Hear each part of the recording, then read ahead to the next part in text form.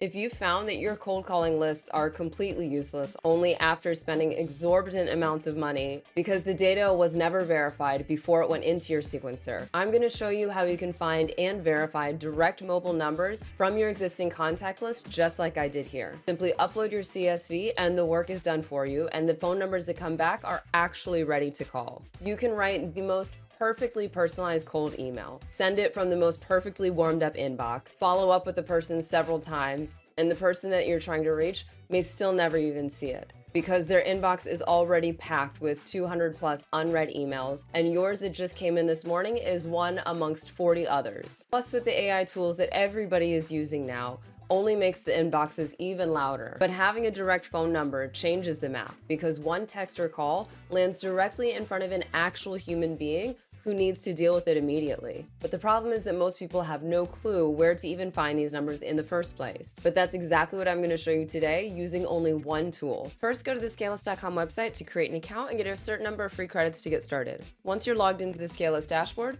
go to the left-hand side and select Import Contacts. Here's where we can look up emails and phone numbers, either individually or in bulk. If you want to upload a CSV, you're going to click here on bulk. I can either click on this box where it says upload a file, or I can simply drag and drop directly from my computer. Now here's a quick look at the file that I already have. I have close to 60 contacts. As you can see, I have columns for first name, last name, company name, or company website.